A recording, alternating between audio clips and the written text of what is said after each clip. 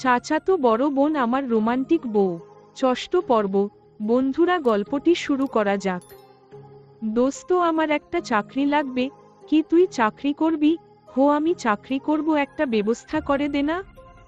ব্যবস্থা করব, কিন্তু তুই আমাকে হাসালি। তোর বাবার দোকান থাকতে তুই চাকরি করবি কেন? তাহলে তোকে সব খুলে বলি কেন চাকরি করব। হো বলো। আমি আফিকুলকে সব শুরু থেকে শেষ পর্যন্ত বললাম। আমাদের দোকানে আগুন লেগে পুড়ে ছাই হয়ে গেছে রে, তাই আমি চাকরি খুঁজছি। কান্না করে বলতে লাগলাম, আরে কান্না করিস না দোস্ত, আমি সব ব্যবস্থা করছি।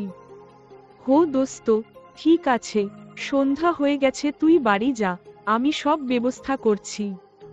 ঠিক আছে, আমি যাচ্ছি, তুইও যা। বলেই আমি আফিকুলকে বিদায় দিয়ে বাড়ি চলে আসলাম। বাড়ি এসে দেখি আম্মু এখনো মাথায় হাত দিয়ে বসে এখনো কান্না করছে। আম্মু, কান্না করো না, কান্না করে আর কি হবে, সব তো শেষ। হো বাবা জানি, কিন্তু কান্না না ছাড়া আর কি করব বল। আর কাঁদতে হবে না, আমি কিছু একটা ব্যবস্থা করছি। কি করবি তুই? পরে বলবো, এখন প্লিজ তুমি কান্না করো না। ঠিক আছে। আম্মুকে সান্ত্বনা দিয়ে রুমে চলে এলাম। এসে দেখি তানিশা আপু ও কান্না করছে। তাই আমি বললাম, তুমি কান্না করছো কেন? আমার জন্য ওই তো সব হচ্ছে। তোমার জন্য আবার কি হলো? তোদের এখানে আসার সাথে সাথেই ক্ষতি হয়ে গেল। আমার মনে হয় এতে আপনার কোনো দোষ নেই, এটা আমার কপালে দোষ। এটা তোর কপালে দোষ না, এটা আমার কপালে দোষ। তোমার কপালের দোষ কেমন করে হলো?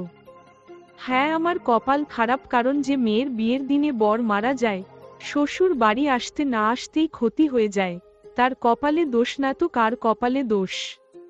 কি বলছেন? আপনার শ্বশুর বাড়ি? হ্যাঁ, আমার শ্বশুর বাড়ি তো। কেমন করে হলো তোমার শ্বশুর বাড়ি? কারণ তোর সাথে আমার বিয়ে হয়েছে, তাই এটা আমার শ্বশুর বাড়ি। কি তোমার সাথে আমার বিয়ে হয়েছে? কি ওটা বিয়ে? আমার তো মনে হয় না। হয় না কেন? আমি তোমাকে বউ হিসাবে মানি না, আর তুমিও আমাকে স্বামী হিসেবে মানো না। এগুলির কোনোটিই নয়। কেন? এই সমীক্ষার কথা বলতে বলতে হঠাৎ আফিকুলের ফোন এসেছে। হো আফিকুল, বল। খুশির খবর আছে বন্ধু। কি খুশির খবর? দোকানে আয় বলছি। ঠিক আছে, আমি আসছি, তুই একটু অপেক্ষা কর। আমি বের হতে হতে তানিশা আপুকে বললাম, আমি আসি, তোমার সাথে পরে কথা বলবো। কোথায় যাবি এ সময়ে? এসে সব বলছি তোমাকে। আমি আর কথা না বলে চলে আসলাম স্কুলে পাশের দোকানে। এসে দেখি আফিকুল আমার জন্য অপেক্ষা করছে। বল দোস্ত, কি খুশির খবর? আমি তোর চাকরির ব্যবস্থা করে ফেলেছি দোস্ত। কি তুই আমার চাকরির ব্যবস্থা করে ফেলেছিস? হো দোস্ত, তোর জন্য এটুকু করতে পারে আমি অনেক খুশি রে, খুব বড় একটা উপকার করেছিস। এখন বল কি খাবি? কি তুই আমাকে ঘুষ দিতে চাচ্ছিস? আরে না, তোকে আজকে খুশি হয়ে খাওয়াবো। আরে লাগবে না, প্লিজা দোস্ত, না করিস না। আচ্ছা ঠিক আছে, শুধু চা খাবো। রহিম চাচা, 2টা চা আর বিস্কুট দেন তো। ওকে দিতেছি বাবা। কিছুক্ষণ ওর সাথে আড্ডা দিলাম, তারপর বাড়ি চলে এলাম। বাড়ি এসে সুজা আমার রুমে চলে এলাম। রুমে গিয়েই তানিশা আপুকে জড়িয়ে ধরে কান্না করে নিলাম। কি রে, এভাবে জড়িয়ে ধরে কান্না করছিস কেন? কি হয়েছে? জানেন, আমার চাকরিটা হয়েছে। কি চাকরি হয়েছে? হো, চাকরি হয়েছে। এখন বলেন কি খাবেন? আইসক্রিম খাওয়াবি? আমি আইসক্রিম খাবো, কিন্তু এই সময়ে আইসক্রিম কোথায় পাবো? আরে রাগ করছো কেন? আমি আনছি ওকে। ঠিক আছে, দোকানে গিয়ে আমি আইসক্রিম নিয়ে এলাম। এই নেন আপনার আইসক্রিম। হো, দে তাড়াতাড়ি। আপু আইসক্রিমটা হাতে নিয়ে বাচ্চাদের মতো খেতে শুরু করলো, আর আমি আপুর দিকে অবাক হয়ে তাকিয়ে রইলাম।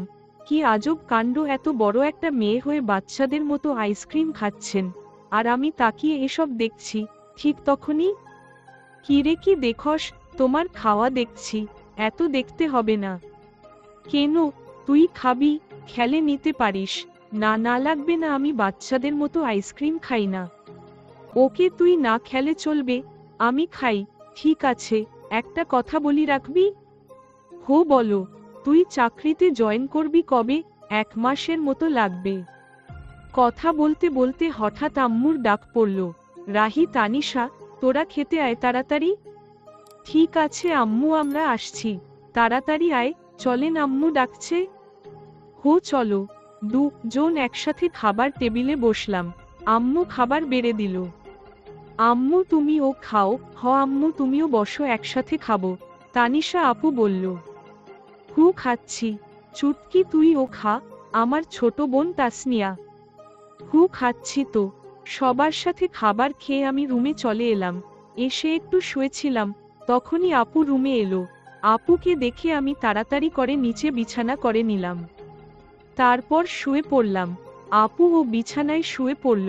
কি আজব মেয়ে রে বাবা, স্বামীকে নিচে রেখে তিনি উপরে আরামে ঘুমাচ্ছে। ওই যে সবার কপালে সুখ থাকে না, তেমনি আমার কপালে ও বউয়ের সুখ নেই। তাই আর কিছু না ভেবেই ঘুমিয়ে পড়লাম। সকালে ঘুম ভাঙল আম্মুর ডাকে, রাহি বাবা তাড়াতাড়ি উঠো, আর ঘুমাতে হবে না। কেন আম্মু, আজকে তানিশাকে নিয়ে যাবি না? কোথায় যাব? কেন তুই জানিস না? না তো, তানিশা মা তোকে কিছু বলেনি? না, আমাকে তো কিছু বলেনি। তানিশা মা, তুমি রাহিকে কিছু বলনি? না আম্মু, ভুলে গিয়েছিলাম। ঠিক আছে, তাহলে ওকে বলে নিচে আসো। ঠিক আছে আম্মু, আমরা আসছি। ওকে, ওই আজকে আমাদের বাড়ি নিয়ে যাবি? আমি কেন নিয়ে যাব? তুমি একা যাও, আমি যেতে পারবো না। না, তুই আমার সাথে যেতে হবে। না, আমি পারবো না। কি তুই যাবি না? রাগী কণ্ঠে বলল। হ, যাব তো। আমি বুঝি না এ কেমন মেয়ে, আমাকে স্বামী হিসেবে মানে না, আবার সব সময়ে অধিকার ফালাতে আসে। আজাইরা প্যাচাল। কি রে, চুপ করে আছিস কেন? এমনি। ঠিক আছে, এখন রেডি হয়ে আয়। ঠিক আছে, তুমি যাও, আমি আসছি।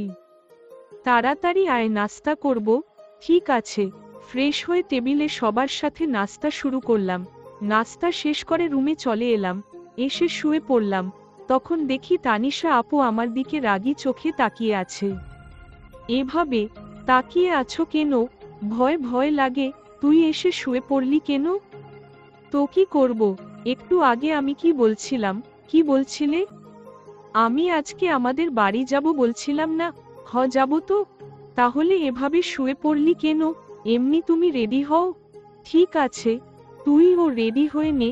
কথা বলতে বলতে হঠাৎ শুনতে পেলাম আমার চাচা চাচি মানে শ্বশুর শাশুড়ি আমাদের নিতে এসেছেন। তাই আমি তাড়াতাড়ি করে রেডি হয়ে চাচা চাচির কাছে চলে এলাম। আমি তাদেরকে সালাম দিলাম। আসসালামু আলাইকুম চাচা, চাচি, কেমন আছেন?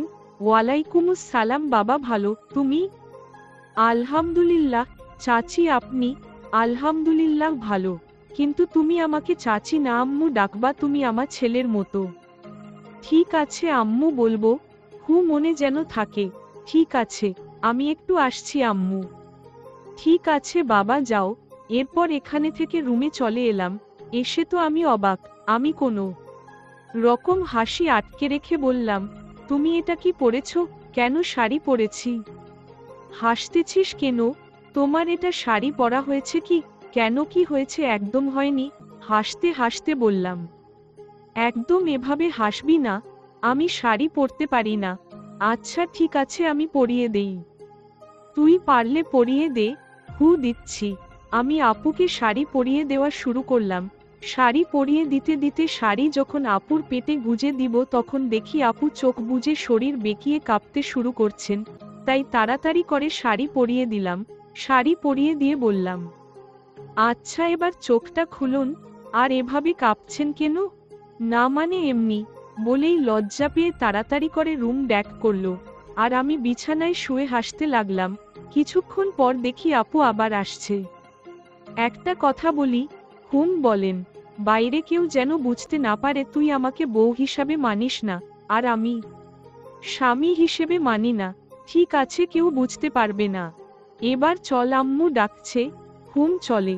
শ্বশুর বাড়ি মধুর হাড়ি। যে খেয়েছে সে বুঝেছে কেমন তাদের খাতিরদারি। অতঃপর শ্বশুর বাড়ি উদ্দেশ্যে সবাই রওনা হলাম। আমাদের বাড়ি থেকে শ্বশুর বাড়ি বাড়ি এখনো তো হয়নি, কারণ আপু আমাকে স্বামী হিসেবে মানেন না। যাই হোক, চাচাদের বাড়ি যেতে ৪৫ মিনিটের মতো লাগে। এসব ভাবতে ভাবতে কখন যে শ্বশুর বাড়ি পৌঁছে গেলাম, মানে চাচাদের বাড়ি। বারবার শুধু শ্বশুর বাড়ি মনে হয়। গাড়ি থেকে নামতে যাব তখন দেখি অনেকগুলো মেয়ে এসে দুলাভাই বলে চিল্লাচিল্লি করছে। নামার সাথে সাথেই আমাকে ঘিরে ধরল। তখন একটা বলে উঠল, তানিশার জামাই তো অনেক কিউট, আমি তো দেখেই প্রেমে পড়ে গেছি।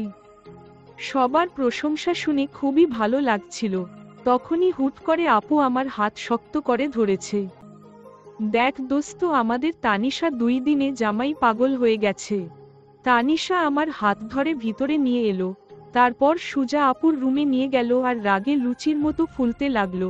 তখন বলে উঠল, আপু, ওখানে অনেক আনন্দ পাচ্ছিলি তাই না?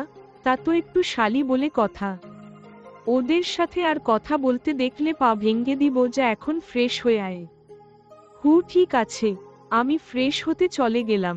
ফ্রেশ হয়ে গিয়ে সোফায় বসে পড়লাম। তখনই সব শালি আমাকে ঘিরে বসে পড়ল, আর একে একে সবাই পরিচয় দিতে থাকে। সবার সাথে কথা বলছিলাম, তখনই আপু সবাইকে সরিয়ে আমার পাশে বসে পড়ল। এটা দেখে সবাই তো অবাক, তার থেকে বেশি অবাক তো আমি হয়েছি। আপু আমার হাত শক্ত করে ধরে সবার সাথে কথা বলতে থাকে। কি আজব রে ভাই, স্বামী হিসেবে মানতে তো রাজি না, তার উপর এমন অবস্থা। যাই হোক, সবার সাথে আড্ডা দিতে দিতে অনেক রাত হয়ে যায়। তারপর খাওয়া দাওয়া শেষ করে আপুর রুমে এসে চাদর বিছিয়ে নিচে শুয়ে পড়লাম। তখনই আপু বলে উঠল, রাহি, তোকে নিচে শুতে হবে না। কেন? আমি নিচে ঘুমাই, তুই উপরে ঘুমা। লাগবে না, আমি নিচে ঘুমাতে পারবো। তোকে যা বলছি তাই কর, বেশি কথা বলিস কেন? আচ্ছা ঠিক আছে। আমি আর কথা না বাড়িয়ে উপরে শুয়ে পড়লাম।